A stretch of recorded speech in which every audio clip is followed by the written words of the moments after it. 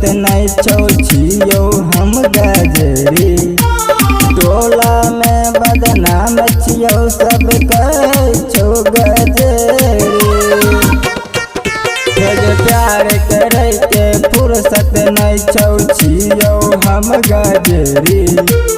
टोला में बदनाम छियौ सब कहै छौ गजरी। गाजा के लत छो, गाजा के लत छो हे गे, गाजा के लत छो। गजरी छियौ जानन हमरा प्यार करे के न फुर्सत छो, प्यार करे के न फुर्सत छो।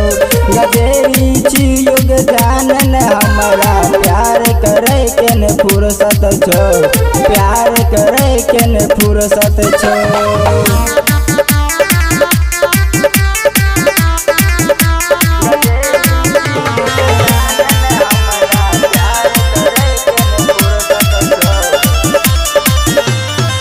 गाजा पिए के शुरू कलिए पश्चिम क्लास से। दुश्मन सब डर लगले 12 के उम्र से।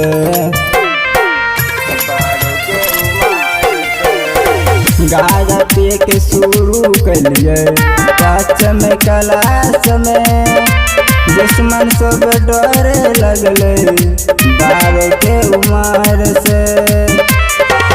इहे सच छौ गे, इहे सच छौ हे गे, इहे सच छौ।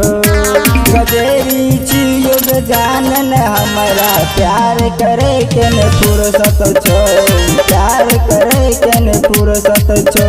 गजरी छियौ जानन हमरा प्यार करे के न फुर्सत छौ, प्यार करे के न फुर्सत छौ।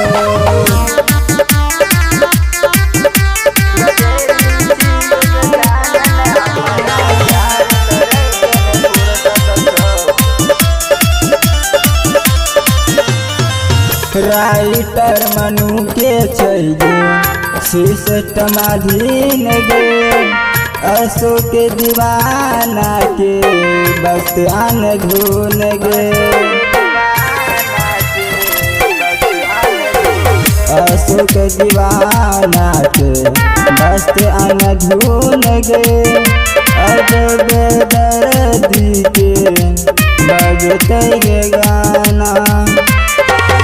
इहे सच छौ गे, इहे सच छौ हे गे, इहे सच छौ। गजरी छियौ जानन हमरा प्यार करे के न फुर्सत छौ, प्यार करे के न फुर्सत छौ। गजरी छियौ जानन हमरा प्यार करे के न फुर्सत छौ, प्यार करे के न फुर्सत छौ।